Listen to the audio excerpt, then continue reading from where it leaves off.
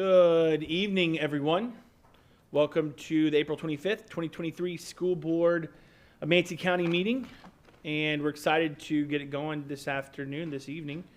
I want to first go to Ms. Spray, our Vice Chair, for the reading of our district's vision. Good evening, everybody. The School District of Manatee County will be an exemplary, student-focused school system that develops lifelong learners to be globally competitive. Hard for me to speak. I've had dental work, so I hope that came out okay. Then we'll move to the invocation if you would like to introduce. I would like to introduce to you Pastor Tim Boyd. Tim Boyd was the former pastor at the Westside Christian Church and had a calling to be the director of Guardian Angels of Southwest Florida, which he is doing a great job at. So welcome, Pastor Boyd. And if everyone will stand for that. Please.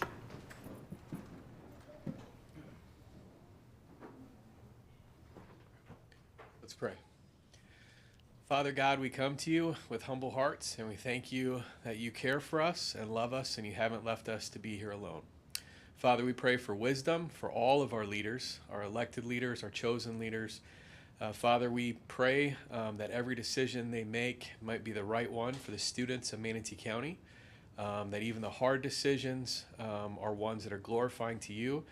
Father, we know that you wish for all of us to live in peace and love, and so we thank you so much that you give us the ability to do that.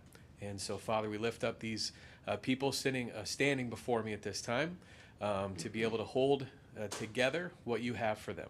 In Jesus' name, amen. Amen.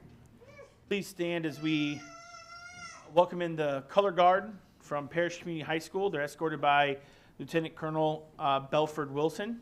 The members of the color guard are Sergeant Major Haley Medina, Cadet Captain Grace Monroe, Cadet Command Sergeant Major Christian Ryan, and Cadet Staff Sergeant Emily Craig.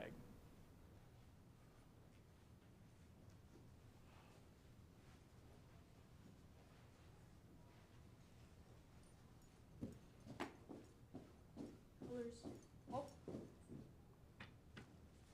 Left ace. Air blue. Colors. Read that. Arms. I pledge allegiance to the flag of the United States of America and to the republic for which it stands, one nation, under God, indivisible, with liberty and justice for all. Please stay standing as we welcome Addison Shortbridge from Nolan Middle School for our singing of our national anthem.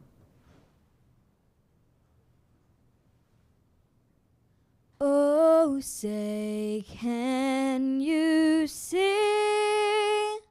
by the dawn's early light what so proudly we hailed at the twilight's last gleaming, whose broad stripes and bright stars through the perilous fight o'er the ramparts we watched were so gallantly streaming, and the rocket's red glare, the bombs bursting in air, gave proof through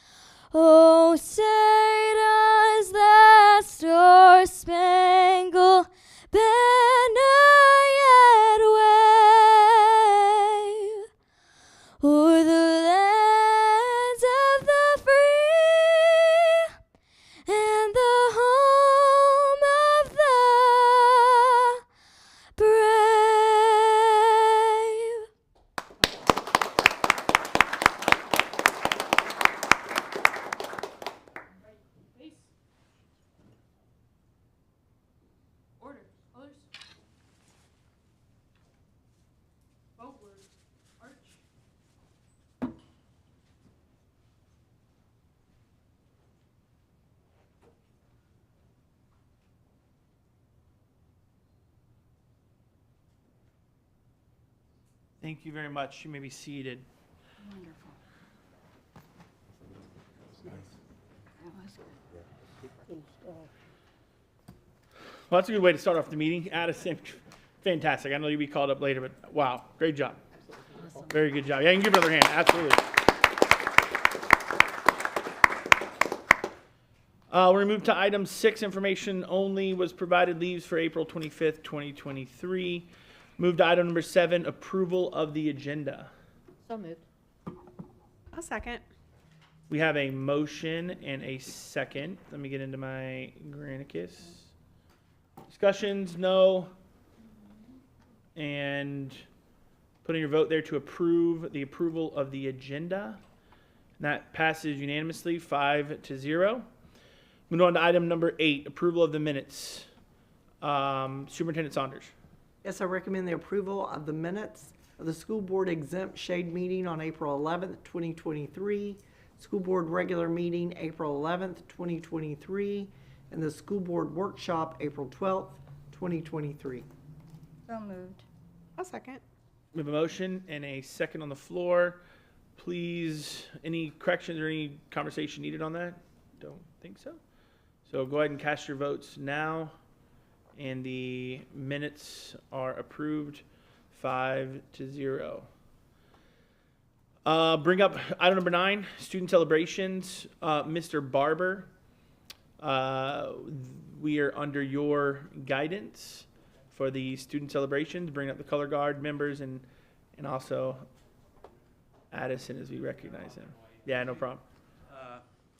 Let me just say for a few minutes, and by the way, good evening, board chair, board members, Superintendent Saunders.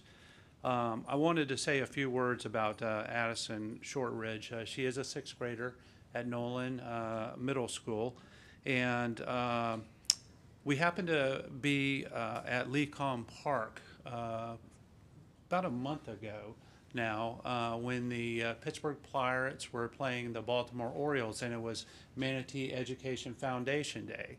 And the superintendent was there to throw out the first pitch. And so a bunch of us there were there to watch her arm strength. And but it just so happened that Addison sang the national anthem that day. And she did such a tremendous job that Superintendent Saunders says we need to bring her down here and have her sing for the school board. So we're so happy that she could be here.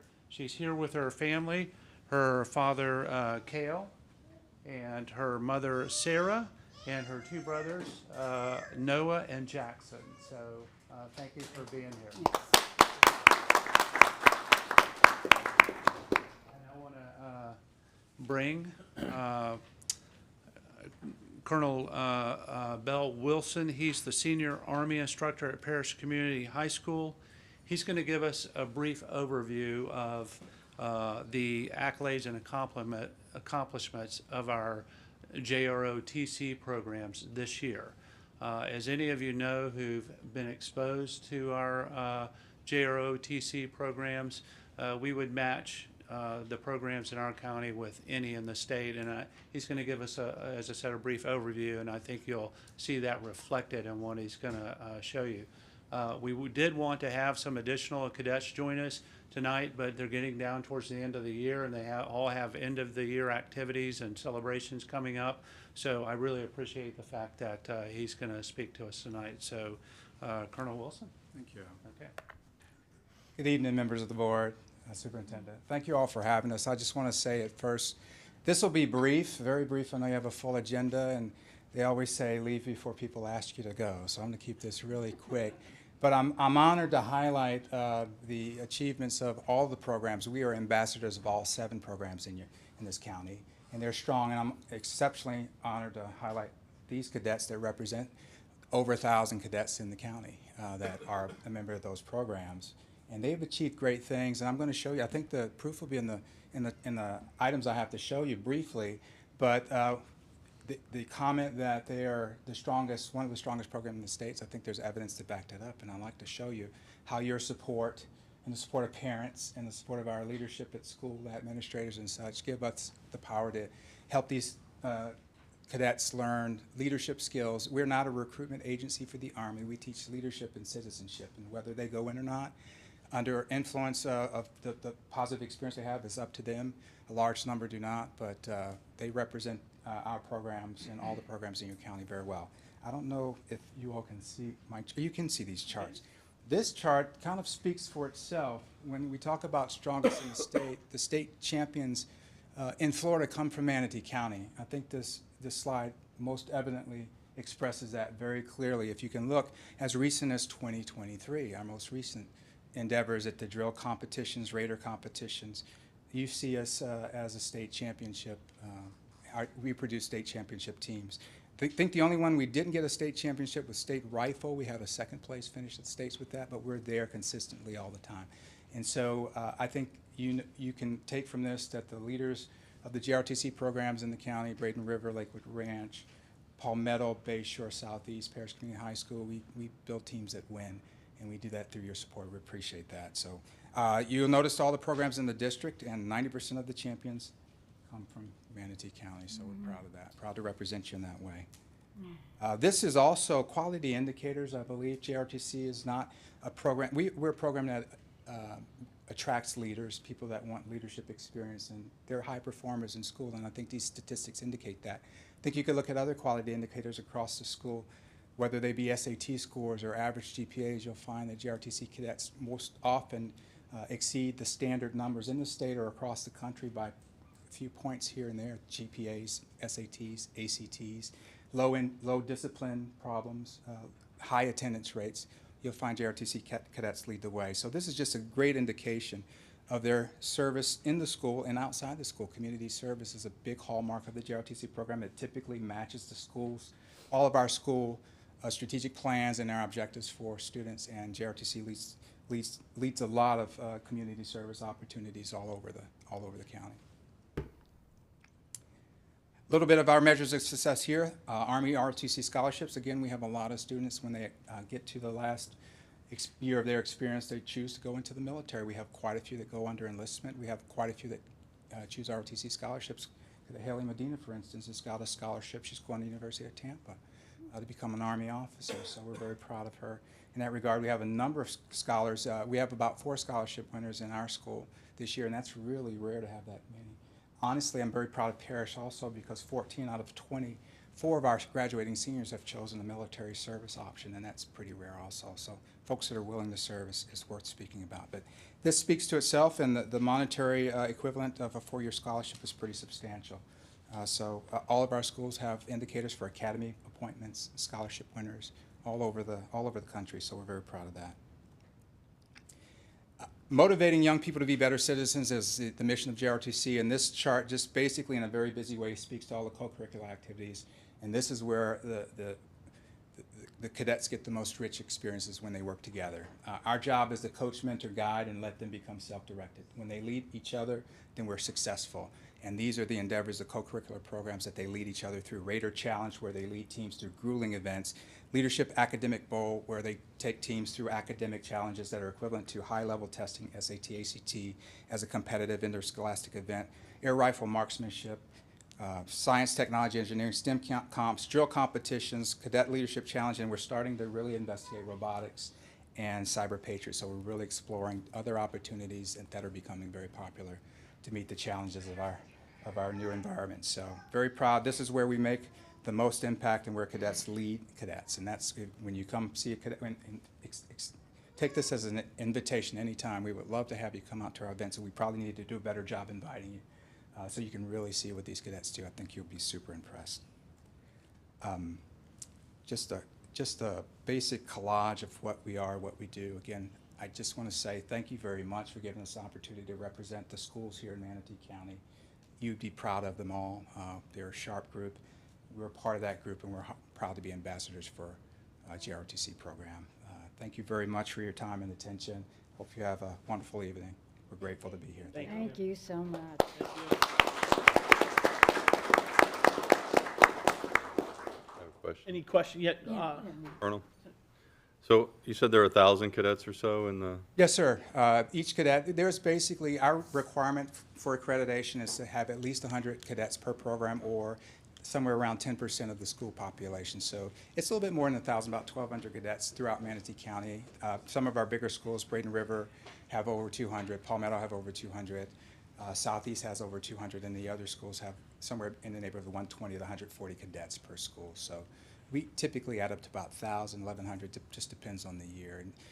We actually did pretty well recruiting. COVID kind of created some challenges with students coming back, and that the schedule was kind of somewhat challenging. JRTC is a very practical, hands-on experience, and so you can't do it over internet, teach leadership and teamwork easily. We try, but it was so much easier when they came back, and so we're back in business, and full stop. I believe we've generated a lot more excitement this year. We look at it to grow in the future as well. Do you have room to expand? Are you at capacity, or are you?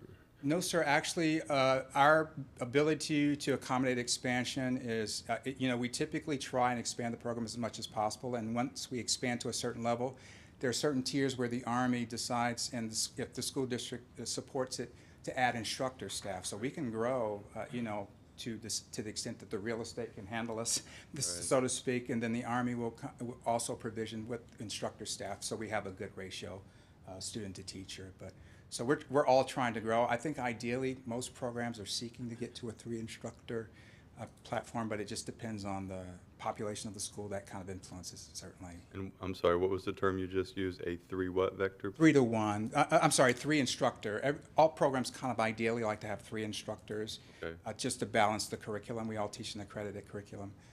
We have to apply. We have to get our programs accredited every 4 years, and so the student population below a certain number, it's like 170 is that cut line. If you're below that number, you're a 2-instructor program, and as you go higher, they want to make sure we have enough leaders to coach and mentor the students, so you can qualify for more instructors. Is it an elective class then? Yes, sir. What It's counts as an elective or something? It's an elective, yes, sir, and we also have opportunities through Department of Education. There are certain courses within JRTC that are considered honors courses, so we can actually do an advanced leadership course for students that are really excelling or have aspirations for senior opportunities, both civilian or military.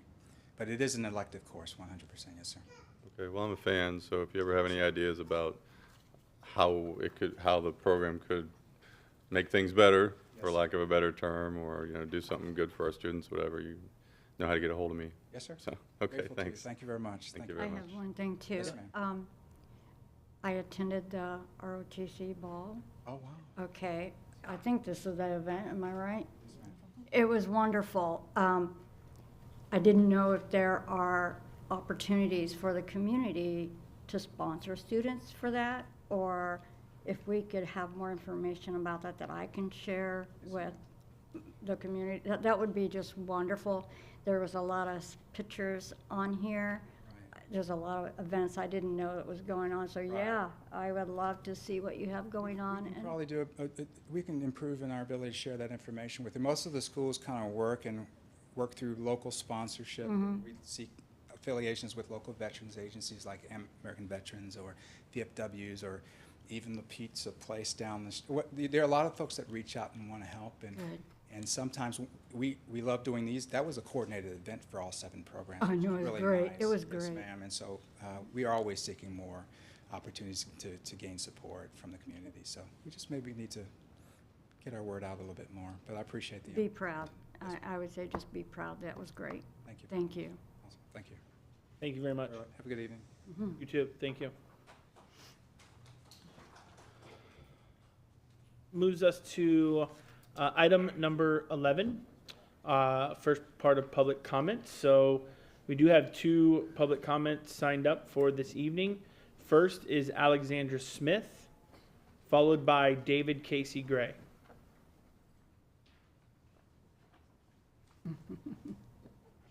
Youngster. Alexandra and guest. This is Archer. Hey, Archer. I apologize. My husband's currently No problem. in Cuba right now. It's a whole thing. I don't have to. It won't happen again. Hello again. My name is Alexandra Smith, and my older son attends Tillman Elementary. I've been keeping an eye on HB 1069, which would override the school board's current library media material reconsideration procedure by requiring the removal of objectionable material within 5 school days and for that material to remain unavailable to students of that school until the objection is resolved, which could take weeks or months. This bill, if also passed by the Senate, will go into effect July 1st. I cannot overstate the value of stories. I'm here today to tell you how a book helped save my life. Growing up in a white evangelical household in the Dallas suburbs, I spent my childhood consuming only parent-approved media. I desperately searched for a sense of belonging in an environment where I felt out of place. As a teenager, I began experiencing depression, panic attacks, and suicidal ideation. By my high school years, my parents were no longer screening the books I read. This was when my mental health was at its worst. Luckily, it was also when I discovered Chuck Palahniuk's Invisible Monsters. It's a novel that contains transgender and queer characters, suicide attempts, drug use, sexual abuse, graphic violence, and self-harm. The kind of thing that Florida legislators seem to be most fearful of. The book was a revelation. It wasn't indoctrinating me or even trying to convince me of anything in particular. It was just a story that showed me the world is messy and can be violent and awful. I learned that found family existed and that I could create a different kind of life than the one I grew up in. I had found hope in the most unlikely of places. Books, maybe even especially ones filled with uncomfortable, sexual, and violent scenes, are an opening, a chance for those of us who need to know that the world is more than our personal experience. I truly believe that without that book, I would not be standing here today, a wife, a mother of 2 beautiful boys, and a proud military spouse. Without that book, I would not be advocating so fiercely for my and every other child's right to access any book that is in their school and classroom libraries. I beg you to keep stories like mine in mind when fielding any current and future challenges. Thanks to HB 1069, by this summer, you may soon have even more power to deprive Manatee County students of surprising lifelines. Thank you. Thank you. David Casey Gray.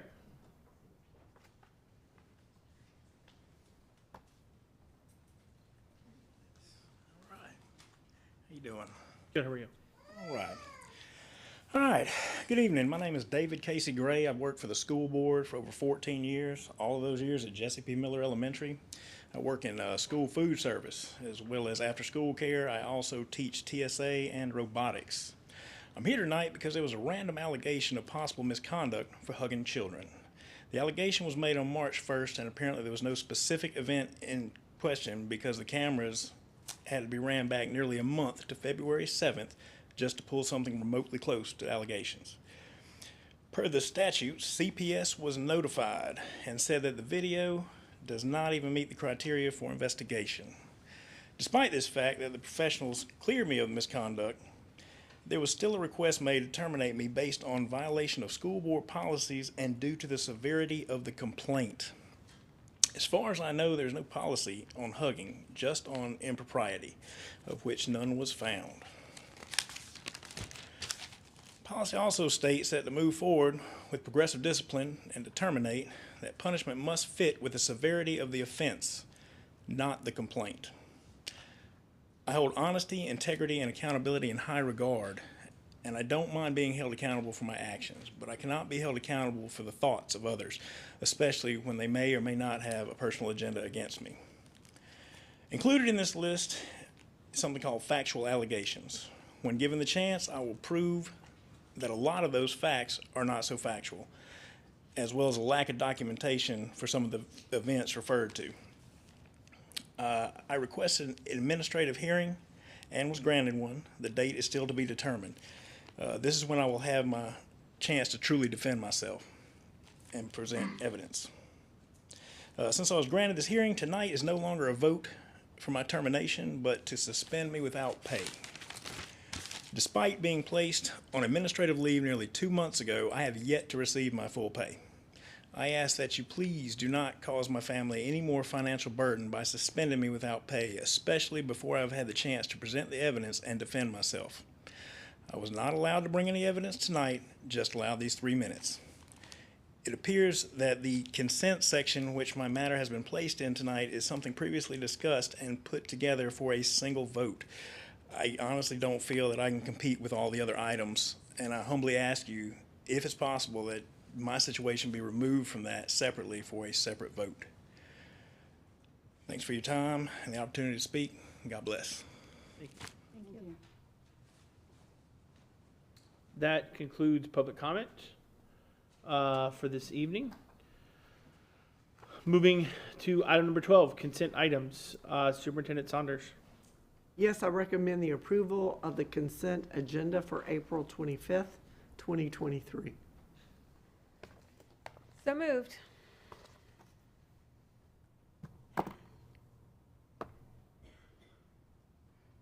We have a motion. Do we have a second? I will second. And well, I did have someone lit up. Yeah, that would Typically, be me.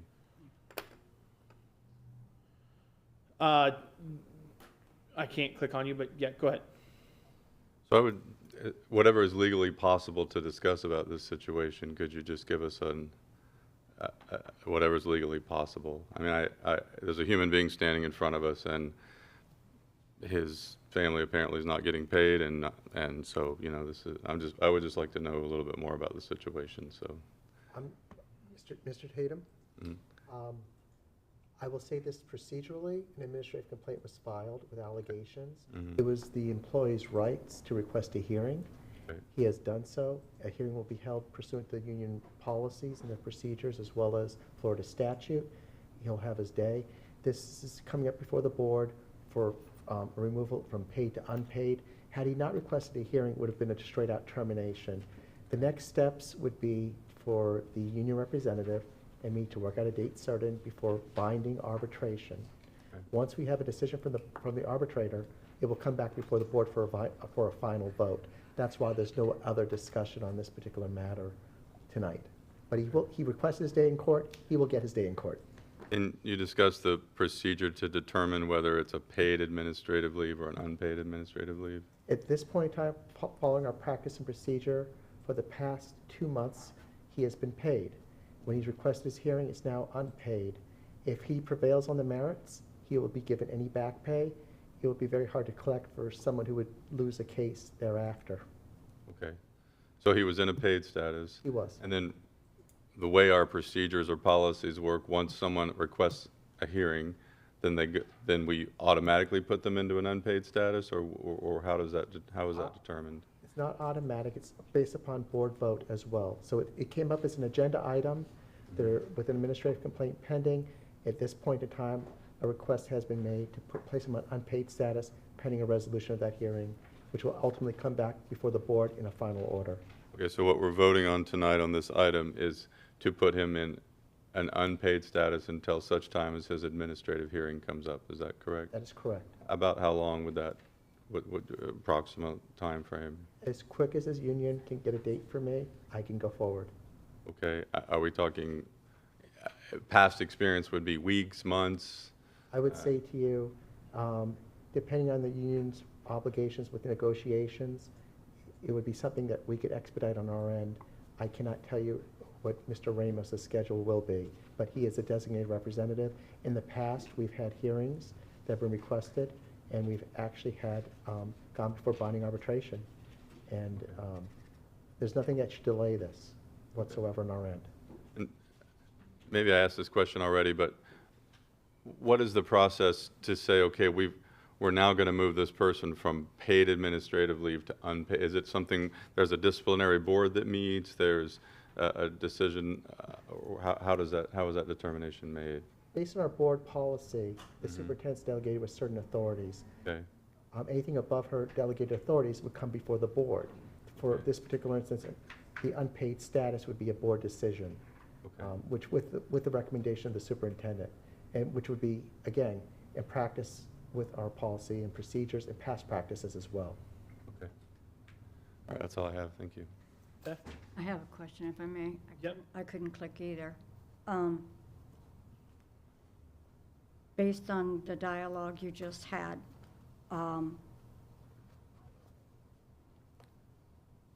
this is a recommendation, was put on consent. Is that typically how any paid or unpaid case like this is handled?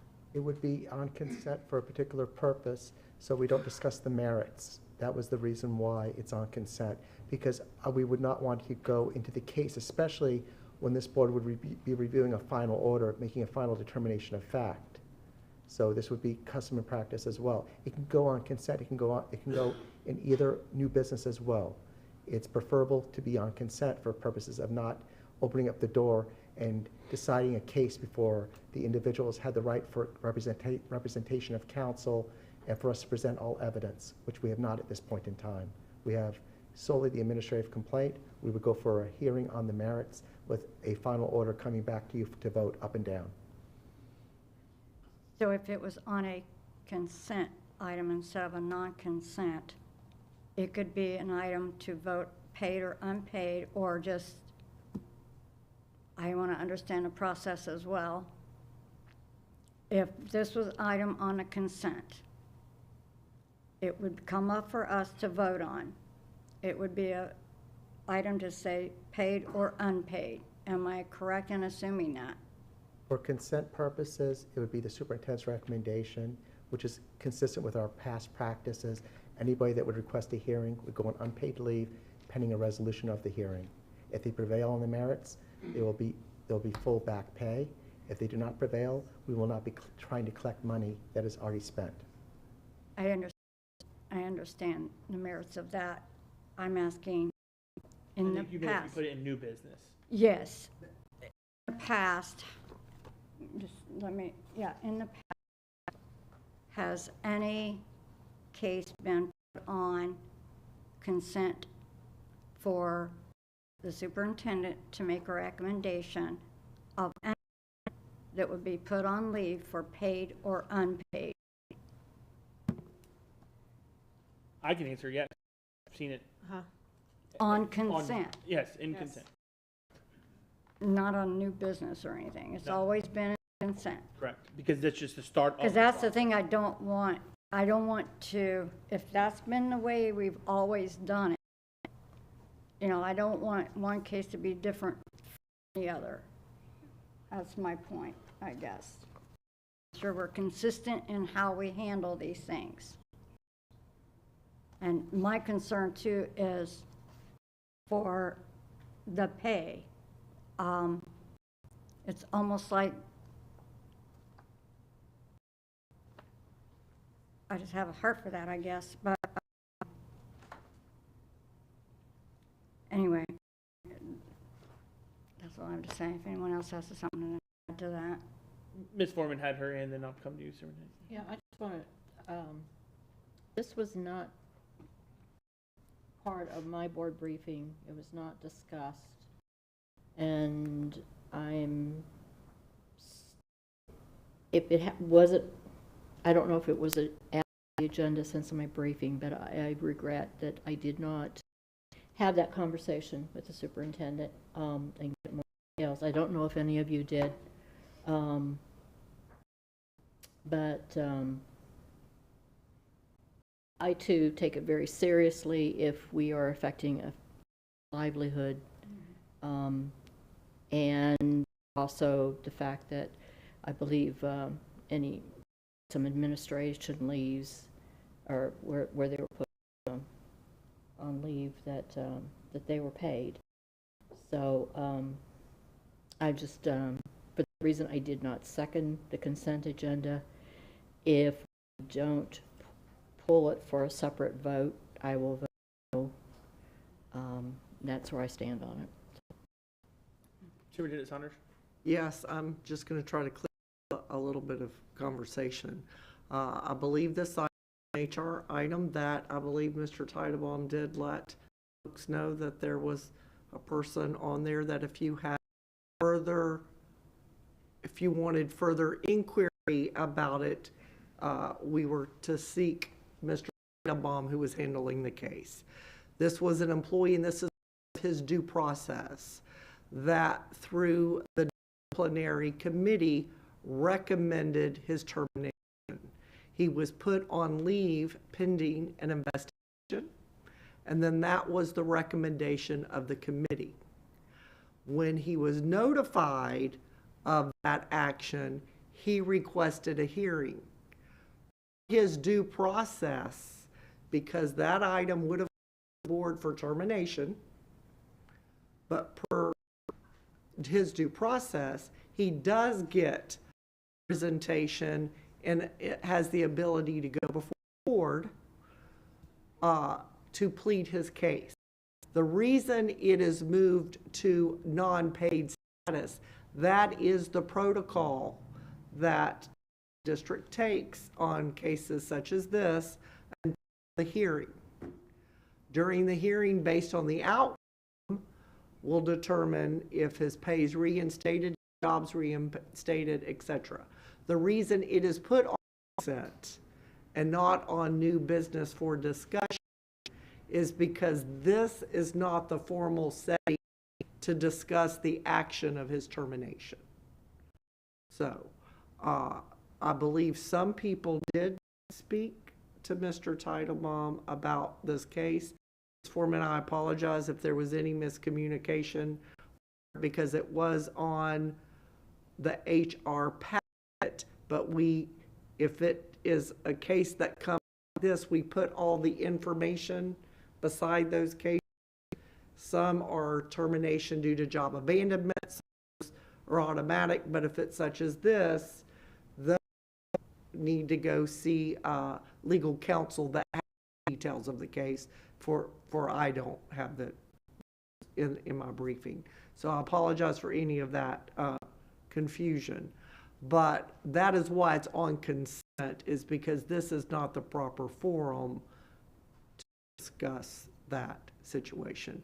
It's automatically moved per our policy and past practice on paid status awaiting the hearing. No, I get that, and I don't want it discussed from the dais.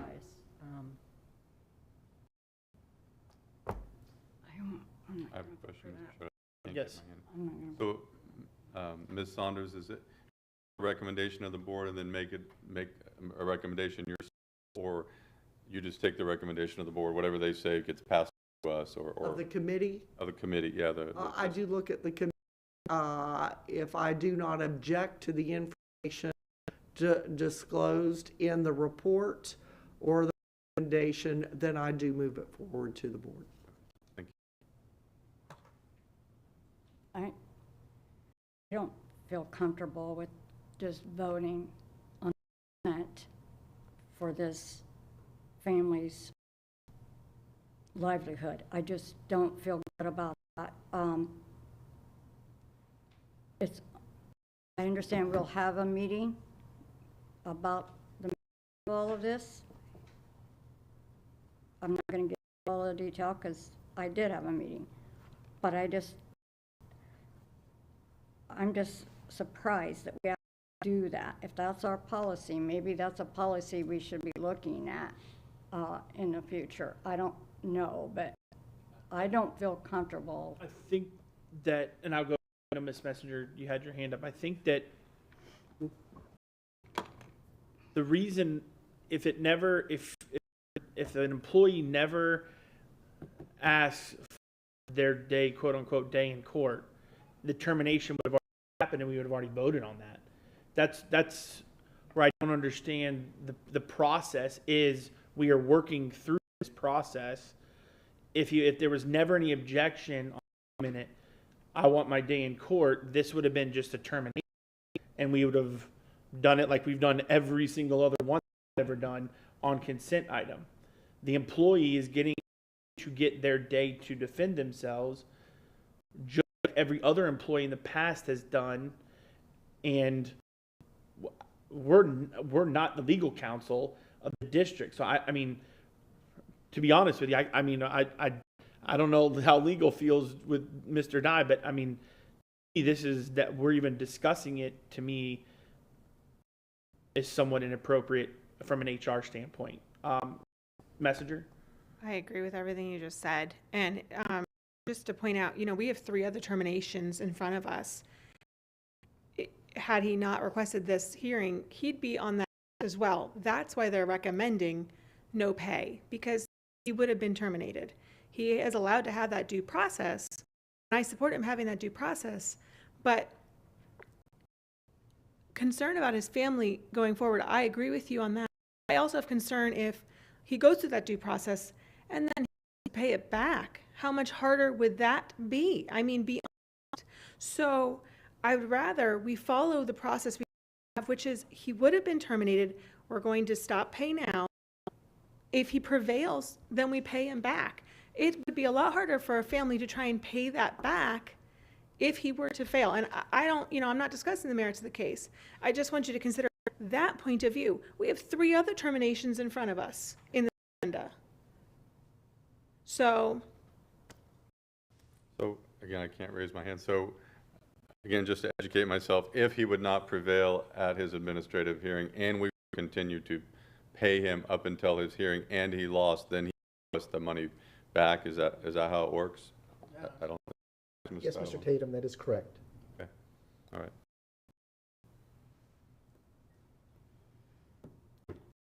So I guess from a standpoint, Mr. Dye, of we're in the middle of consent items. If this is not to pass the consent items, I guess I don't. Never seen that happen, so I don't know the procedure to. Are we going back and hitting every single one of those? I mean, what? I think you have a motion and a second to approve the consent agenda, right? Correct. So you should go ahead and have that vote and see if it passes or not. Okay. And then go. Yeah. Okay. All right. So I no other objections to speak. We'll go ahead and put our vote in for the passing of the approval of the consent items. And it passed 3-2 with Ms. Spray and Ms. Foreman as votes. 13 is additional public comments, which we do not need. Moving on to item number 15, new business, non-consent items. Superintendent's honors, item number 1. Yes, I recommend they are the new job description and position for supervisor student nutrition. moved. I'll second. Before any discussion, I do want to ask if you could just elaborate on the position and what's needed and maybe some of the job description. Yes, this is a new position, and it is part of our food and nutrition department to expand the services needed. I believe he is making regional supervisors, so it's part of that, breaking up the district into the large portion of what into 2 divisions. Okay. Any other discussion on item number 1 for new business? Yes, ma'am. I read this. Is this coming out of our funds, or is it from the nutrition fund, correct? It's out of food nutrition. Right, okay. That was the only question. I thought I was right on understanding that, so, okay. Seeing no other board member lit up, we can go ahead and vote on the approval of a new job description position for supervisor student nutrition. That is approved 5-0. Thank you all. Item number 2 under new business, Superintendent Saunders. Yes, I recommend the approval to purchase safety and security equipment, SDMC number 240020-RG, estimated in the amount of $300,000. This is information that was discussed in our shade meeting. So moved. I'll second. No discussion, obviously. I'd like to, well, I'm assuming we don't want to do this since we did it in the shade meeting. Right. So we can go ahead and vote on item number 2 under new business for approval to purchase safety and security equipment, estimated in the amount of $300,000, and that passes 5-0. Moving along, item number 16, workshop item and request. I think I have a copy of that in front of them. I just want to kind of go down the line of stuff that we've got. Obviously this Friday we have FSBA, elementary reading sports, the review of our proposed to school board policies, which we've kind of pushed back a little bit. So I'm sure Mr. Chapman's ready to present that and get those along.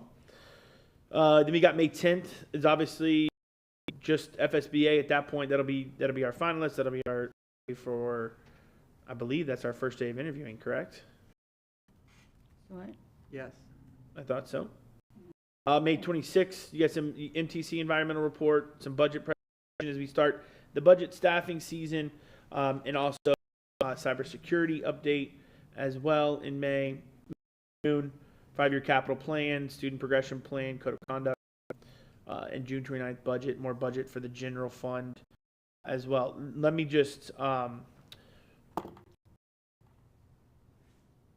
especially for the two new boards, our budget process begins in May. We start with staffing. What do we need in the schools? Of course, with teachers, very first place we start. Then we go into the general fund, and then we go into, which obviously is not here, but I'm assuming it'll probably be in July, is the capital fund. We're gonna do that workshop ahead. We're gonna put it. Oh, I see it. 5-year capital plan. Just, sometimes it's been later. We want to make sure that all of that's done, June. Okay. We've got, obviously, board members, you can see the ones that we have below that we don't have scheduled yet. I'd like to see, obviously us start scheduling stuff as we go through the summer. You all, as board members, I know there's what looks like 8 to 10 items on here. Into, as board members, possibly during the next briefing, maybe we number these. Okay, this is a priority for me, and let's start picking some of these apart. Got some on here that we can start, getting into a schedule. So, and if there's any new ones, of course, mention those as well. But we've got quite a few here that I'd like to start getting scheduled into our calendar. Any comments about the workshop items? Yeah. Yeah, Mr. Chair, the one I'd asked about, or asked for, based on The communications. the communications.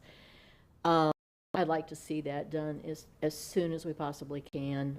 I think board members are out in the community and speaking, and may not be representing what the consensus of the board has been. And I would like to really see us do a workshop where we agree on what we're going to present, how we're going to present it, and then if we have our own opinions, how to do that as well, so that it's clear we're not representing or are not representing the board. So. Okay.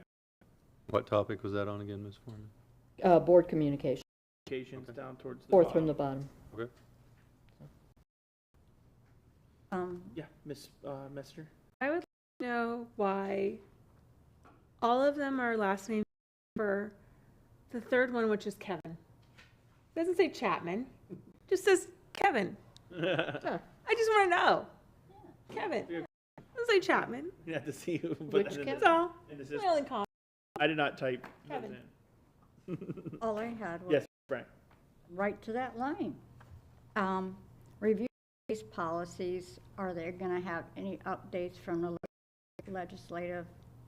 Nothing now. It will be after it goes in effect, I'm guessing July 1st. Okay. You can come up. Yeah. I'm, you have new people. We want to know what your process is. When you do that, what do we do here? And I'm guessing that you're following that. Yeah, good question, Ms. Brand. And you are seeing pieces of legislation start to come out, be signed, that kind of thing. Usually, most dates come in June or July from Neola, from our service, because many of the legislative changes when it comes to educational policies or statutes usually, most likely, have to go through the State Board of Education first for them to create a rule. Because, as you all know from being up there, the representatives, pass the law, but they don't really give you much direction on how we're going to implement the law. So most of the laws will say, we direct the Department of Education, or we direct the State Board of Education to create a rule or policy to now implement what just passed. So it does take a little time. You remember, for example, like the library books, right? We didn't really have training until January, the beginning of this year, and that law passed last July. So, and the State Board of Education passed their rule to late November. So there's a little bit of a process, but I'm tracking it every day, making with Mr. Tattlebaum, we stay, consistent with the law as it does, as the governor signed it into law. Many laws do go into effect July 1st, unless the legislature gives a different date. And then to summarize, probably get a big update here coming soon, probably in June, if not June, then July, and then a bigger update will come in that October, November, December timeframe when the State Board of Education starts to put out some of the rules. And then some of the laws that have changed, we know we don't do in the school district anyway. So it's kind of things where you know that we're abiding by the law too. So we're updating, we're tracking it, and I'll provide an update when I know that we've got a big group of policies coming. Right. And I guess my concern would be, let's stay on top of that, and I'm sure we do, not get us boxed in like we did last. I understand they were lagging with the and training for what our specialists needed, but we need to think outside the box, I think, and get ahead of it. Just be prepared, because it's going to be summertime. And what are we going to do when all these kids come back and have this policy that we got to change real quick, and then putting the teachers through all of that again, and I don't want that to happen. So that's my mindset on that. So That's very, very valid. they make the law, we follow, but if we can stay up on it and not put our district people through all of Alma, I would be over the moon. So okay, that's what I wanted to know. Thank you. Thank you. See no other board members lit up. Never mind. Mr. Tatum. Yeah, no worries. What is the mission for Friday as far as the FSBA goes?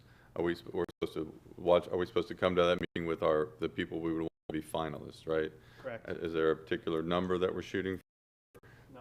You could have 11, or you could have 1, or we're not shooting for any. I mean, 3 seems like a number, Yeah. but no. So, I mean, just me personally, my thought was, somewhere in that range. But 7.5. Yeah, the process would be very similar to what we did to get the semifinalists and go through in kind of which ones are which. I think we may have one board member that believe that someone should be added or not, and and I think I think I just saw Charlotte. County? Yeah, I would look to you because you're I our don't guidance have of it. I think their finalist was like maybe 6. I think was it 6? So they had 6. Okay. I saw someone said 2. What was that, Brevard or somewhere? Collier Went down to has 2. their finalists, the two. Yeah, it's went down to They 2. have 4 semis. So I don't think there's a certain number. I think as you see, obviously those counties are all over. So I think it's just for us.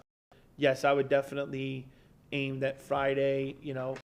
Is very similar to the way we did it before. The mission is have us ready to go by Friday. Got it. Okay, thanks. Okay. No other speakers. So we'll move. Thank you very much. Good conversation. To item number 18, legal department updates. We have continued public comment if we have any. Yeah, we already went through it. That first 30 minutes. All right. Just a couple updates for your information. Can you hear me all right? So I forwarded y'all the social complaint that got filed out in California, just for your information. You can look at that when you have time. Interesting. I've gotten an engagement letter from them, from the law firm that's doing the Jewel. I'm going to that, and I'll get back to you with my comments on that later time. There was some question on the county's new agency on their employees carrying weapons. I just wanted to let y'all know I've got the draft copy of their policy and am reviewing it. I'm happy to share it. It's still draft, so they may change it. It does not affect the school district or its employees. So it only affects county employees. And school, state law prohibits carrying of weapons on school property and in vehicles and other things. And so it doesn't, I think y'all were concerned, did it have any effect on the school district, and it doesn't. It's limited to just county employees. So I will forward that to you as well.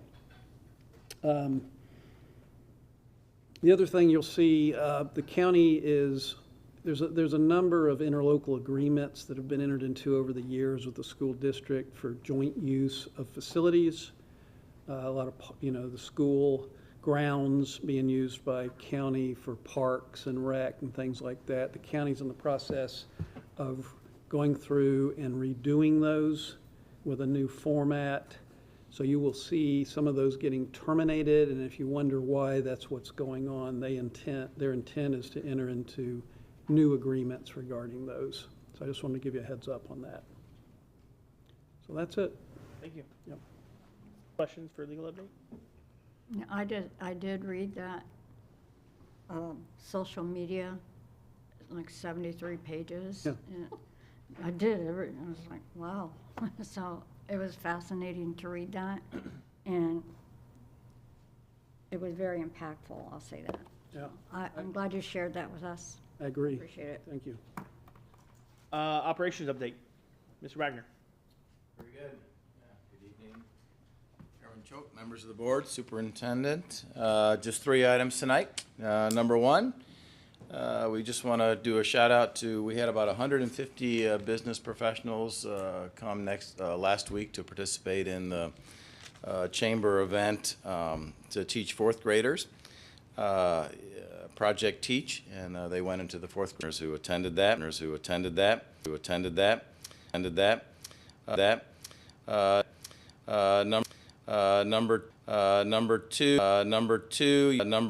you may get invitations to FFA, TSA, FBLA, some of the banquets around that our schools are having. Those are definitely worth going to. It's great to see the students and all their accomplishments. And number three, we have 13 teams going out to Dallas, Texas next week. It's a big deal for Manatee County. Manatee County is one of the most winningest counties to qualify student teams to go and compete. So they'll compete against other student VEX competition team winners from the different states. And so they all go to Texas, and it's the World VEX Championship. So we've never had 13 teams go before, so it's a big number for us. We're going to keep our fingers crossed. It's McNeil, Mills, Willis, and Witt are the 4 schools that have the 13 teams going. So it's a big accomplishment for Manatee County, and we'll keep you posted as it unfolds. Thank you. I just have a comment real quick on the VEX. That's pretty cool. I didn't know anything about that. I kind of followed a little bit before I got up here. But a friend of mine from Indiana, their students, their kids are involved with that, and they too are going to that competition. So that was kind of, bragging rights there. So it was just like, oh, I know what that is. And so I did message them and tell them good luck and all of that. You'll be competing against us, so. Absolutely. You know, the cool thing, just as an FYI, so when they're in the World Championships, they actually partner with other school districts as well. And so they have lots of different brackets. So they may even end up being a partner or competing directly against those schools. So it's an exciting time. It is. All right, thank you. Thank you. Instructional update, Superintendent. Yes, I want to thank Congressman Vern Buchanan for having his teacher award ceremony and recognizing our teachers, and for the board members that also attended. We had a strong showing, and it was an honor that he definitely supports public education and our teachers here in Manatee County. So that was wonderful for him to recognize those teachers. And also today was a big day with the partnership with the University of South Florida. We signed 10 internships and had a public award ceremony with them, of them graduating in May and coming to join our district as teachers. So that partnership has grown. The internships that we've begun now are paid internships. So we are attracting many that are in the main campus in Tampa that are choosing to intern in Manatee County. And what our hope is, if you intern here, you stay here.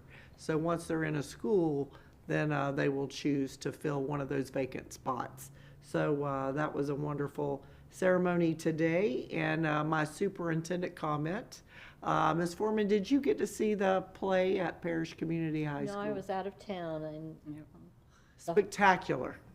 It really was as if I was in an off-Broadway theater. Parish Community High School sold out. They were the only one that received the play rights to Disney's Frozen. And they had 4 showings, I believe, sold out every one. You know, that auditorium holds about 850 people there. It's a large auditorium, but it was spectacular.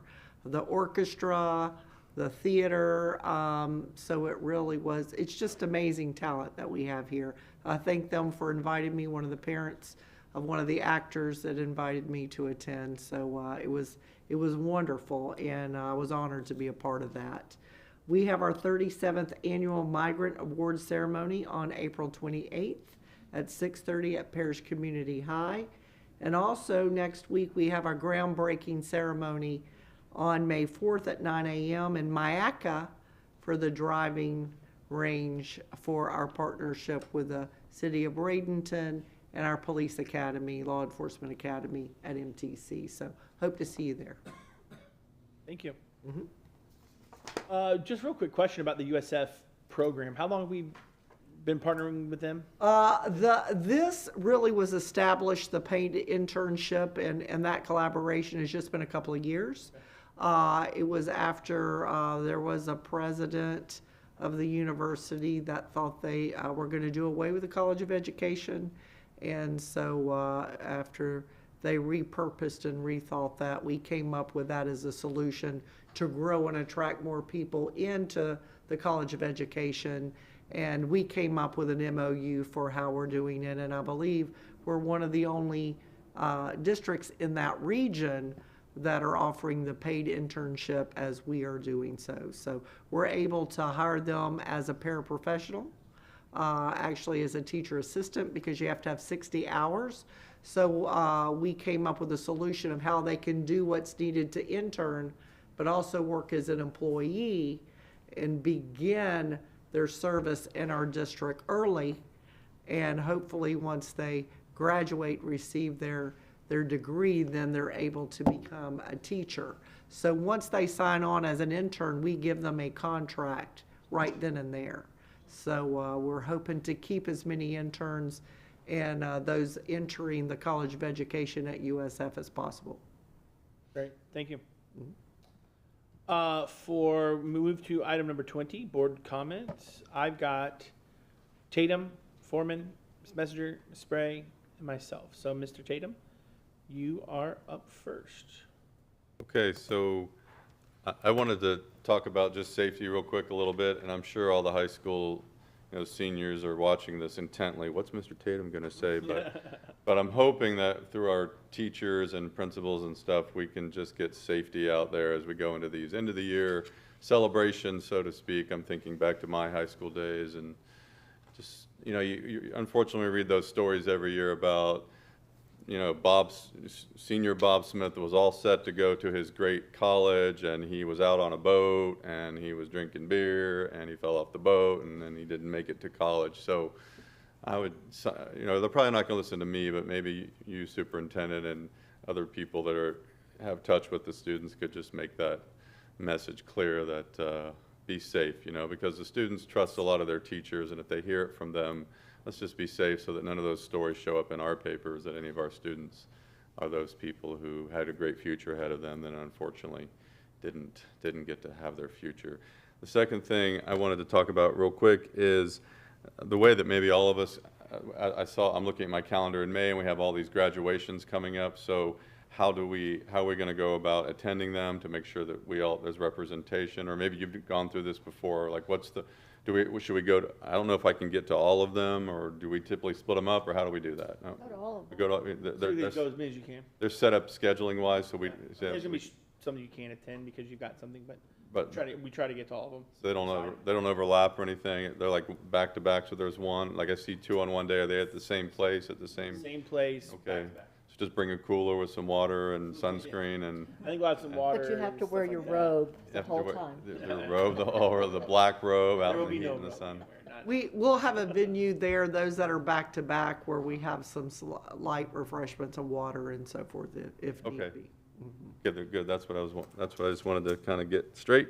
And then one thing, if I could make a request, is some of the invitations that we get to these events, like you're talking about, they come out, at least for me, only a week or in advance or so. And if these people know that they're having their events a little farther out, it'd be nice, because I'll set up something on my calendar, like a dinner with a friend or something on a Friday evening, and that, I'll do that a month in advance, and then, 5 days before the migrant ceremony, I get a invitation. Hey, why don't you come to this migrant ceremony? So that, now I have to. Point is, as soon as we know about these things, it would be nice to get the invitation out there so that we can start getting them on our calendars. Because I'd like to go to some of these things, but I've noticed that some things I've scheduled on my personal calendar, and I really can't displace them. But if I had the invitation earlier for these other events, then they wouldn't be there. That's because I'd like to go to as much as I can. So, and then the last thought that came up for me was, what would the process be, and maybe we can talk to Mr. Dye about this, if we had it, because we saw it tonight, where there was a consent agenda and then some new information.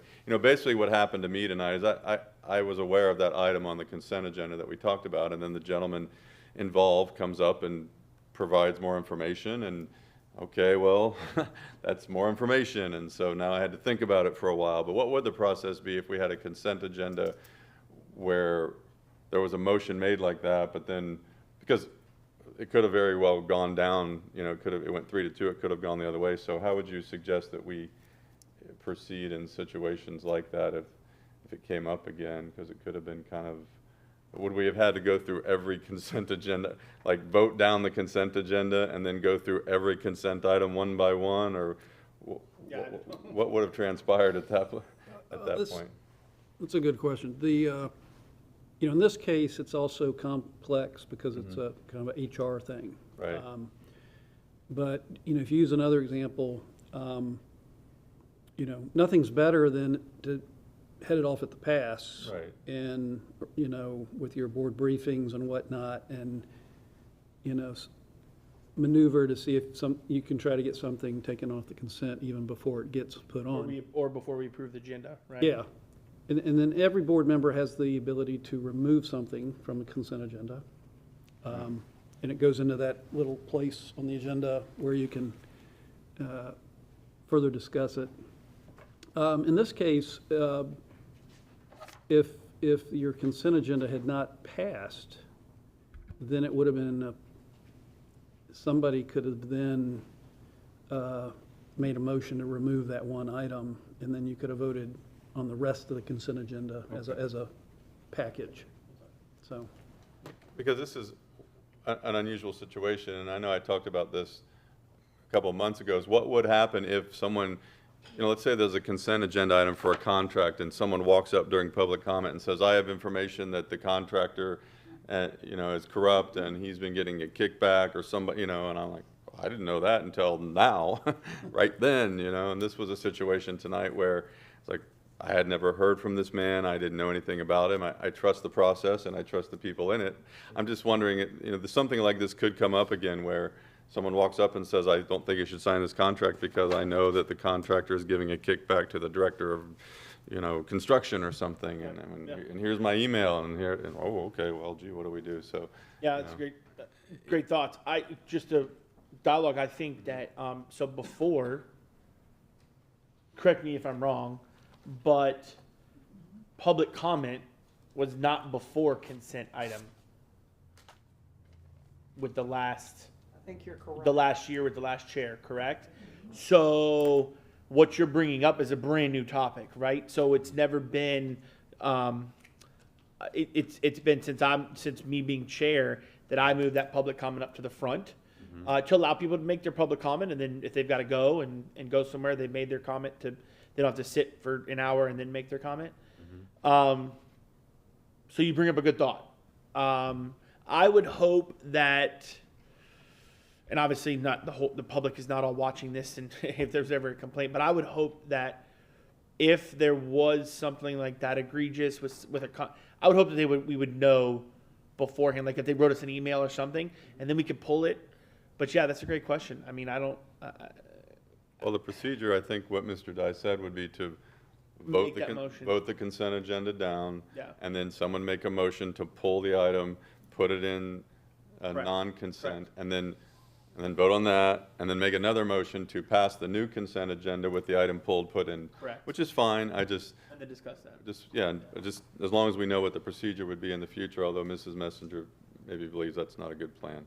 She's got her hand up, so. I just wanted to point out that it didn't matter where public comment was on the agenda because anybody could sign up for public comment on that consent agenda, that's all.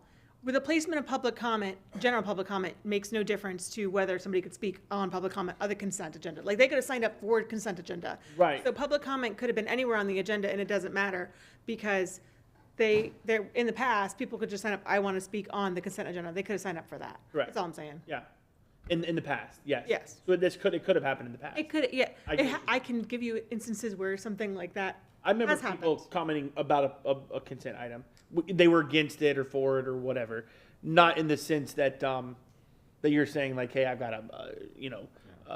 an issue, or that's the first time for me for an HR tonight like that. So, Ms. Messenger, have you ever seen that happen? Great question. Where there was a consent agenda item that was pulled from the consent during a meeting, or?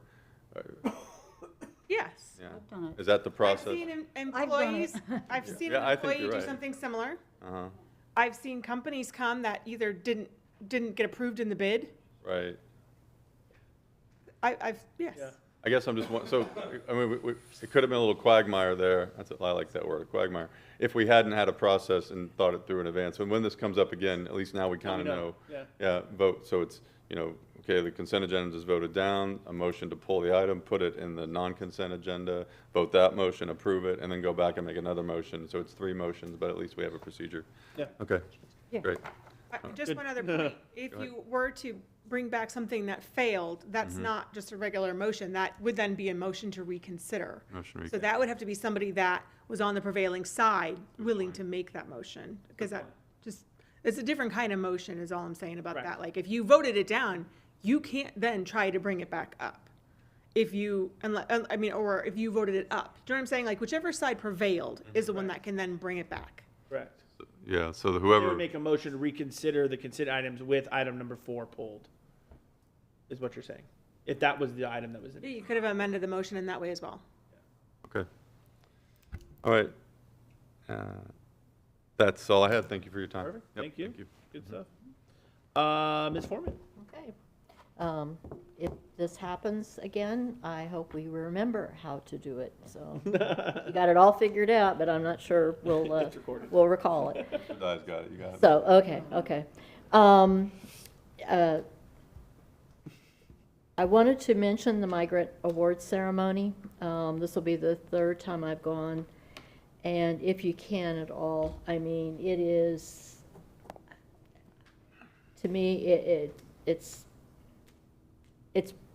probably one of the most significant award ceremonies that we have. It's watching the families and celebrate their students. It's just, you won't see anything like it. I think Mr. Choate even had a few tears last time. You know, I'm pretty sure. I'm pretty sure I saw the tears. So I've cried every time. So yeah, it's just beautiful. It really is. This week, the Department of Education announced that they want to increase the schools' participation, middle school and high school, in debate programs. And they're putting money behind it. And, right now in Manatee County, we have one middle school with a debate program, and that's Braden River Middle, and one high school, and that's Southeast High School. And I'm concerned for the students at Braden River Middle, who probably are going to go to Braden River High School. So if there's any teacher willing to consider taking that on, please advocate with your principal. Applications are due in, I think, May 6th. But this is a real opportunity. Debate is just the skills that you get there, the understanding of our citizenship. It's incomparable, and I would love to see more of our schools participate. I noticed doubled the number already for next year. What? We've doubled the number for next year. We're up to 2. We're up to 4. Yay! Great progress. Yay! Yeah. We've made progress. I thought you had the names, but I'll make sure you get them. Please, yes, and I will send them thank you notes.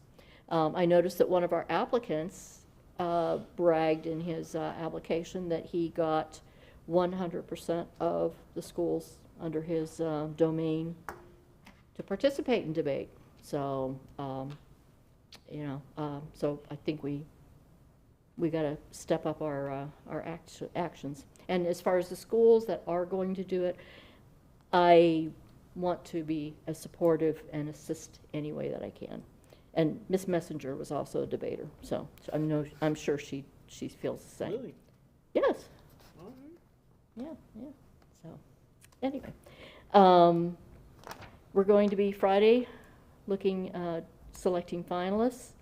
And I know we had the community participate in what we're going to be looking for a superintendent, but now that we have names, I would invite the community members and especially our employees, the teachers, to go on and take a look at them and then give us your input.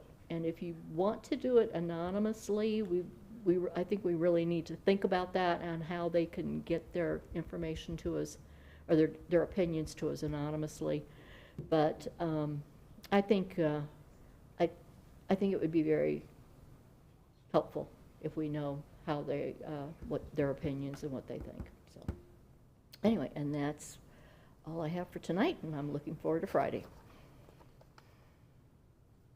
I'm in my head thinking about how you do it anonymously. I was thinking, I emailed Miss Barber and asked her if the union would do it, but I haven't heard back from her. Okay. So. I just don't know if there's a way like through our email to, I don't know. We can talk about that. Yeah. But it's a good idea. I like that. Or the attorney. Yeah. He can redact it. Yeah, no, I'd like the idea of hearing from them, and it may hinder them, or they may not want to because of their name on it. Mm-hmm. Right. Miss Spray. I'm sorry, Miss Messenger. If you don't want to hear from me, I don't have much to say anyways. I try to talk pretty quick. I like your idea because I think that having employee buy-in is very important in this decision. So I really appreciate that idea. The only thing I was going to mention is I also went to Frozen the Musical at Parrish Community High School, and I brought my girls, and it was great. And they loved it. And, for both my children that both think they're Elsa One still tries to freeze us.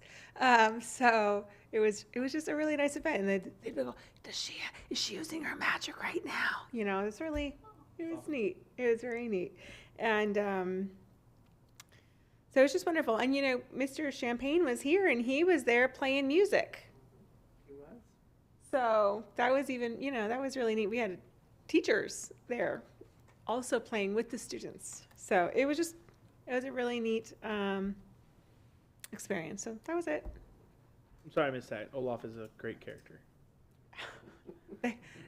Their voices were amazing. They all sang wonderfully. Elsa's mother is on our audit committee. She was there. Ginger was there that night. Probably every. She probably was. Probably, but Yeah. you know, but she's very proud. So. I'm sure she should be. Ms. Spray. Okay. I went to the FSBA Finance 2.0. A lot of paperwork, a lot of knowledge, brought that back with me. So that will come in handy in the next few months. 'Cause at home you got the files. This is finance, this is that. So that's where all my things like that are. Also, I've done a couple other things last week in between doing others, but I am looking forward to Friday as well. I am doing a closing remarks for that ceremony, and I'm looking forward to doing that. Addison, who sang, I was at the ballpark when she was there, so I'm like, I could not put the face to the place. And once they said that, I'm like, that's where I saw her. She's fabulous. Her family should be very proud, and I'm sure they are. That was an excellent, excellent performance by her. But yeah, I mean, over here, all of these things for FFA Southeast Banquet is coming up. And then May 10th, I think there's one somewhere, yeah. The junior, senior awards at Southeast also. So the calendar is getting full, and especially with graduations. And yeah, most of them are at Lecon Park, which is nice. But there are other little events that I'm planning to be, and getting those invitations are, and I hope the JROTC does reach out to us more in the future, because I think that's something that all of us can get behind and go to some of their events, not just their annual ball. So I was real happy with that. Other than that, I think everything is all good with me, so. Great. All right. Thank you. Yep. Just for, I'll reiterate, Friday with the migrant graduation. Unfortunately, I can't make it. It's my wife's birthday, and we already have plans, but it really is a remarkable event. And so for the first, you know, if both are going, it's special. And I'm a big softie. I'm a teddy bear, and so it is emotional. It's you know, when students are the first to graduate, and it's special. And I'm glad that we as a district participate with those migrant families and students, and work when they leave. We're still working and still partnership with them. So that's a great event. This morning was the Boys and Girls Club recognition. So congratulations to our mayor of Bradenton, Gene Brown, inducted in the Hall of Fame. But just as important, Jaden Dunbar was the club member of the year, the student of the year. And as he was not there to present because he was taking his ACE test. I'm assuming he goes to Palmetto High School. And so obviously that was more important than coming up. But phenomenal, seemed like a phenomenal student, and it already started a mentor program, and really wants to come back and help the community and his community. So really, really phenomenal breakfast this morning. I love going to stuff where you see kids, and I know that's not directly us, but Boys and Girls Club is a great partner of ours, and will continue to be. I'm excited. I didn't think I was going to make it, but I am going to be able to make the shooting range opening ceremony. That's something that, you know, we talked about collaboration between, the county and us when we're looking at schools and all those types of things. This was a true collaboration amongst everyone. I mean, the county for the sheriff, the police department, with the city, as well as us and the owner of the land to help as well. So it's something that I think is really exciting that we haven't had, and we're able to provide that. So I think it's great. So I'm excited for that next week. Obviously, with graduation coming, a lot of stuff coming in May, and I'm excited to move forward with everybody. Make some big decisions here in the next several weeks. See some kids walk across the stage, and I'm here for it. I'm excited. So with that, we will see you in a couple short days on Friday, and we are adjourned.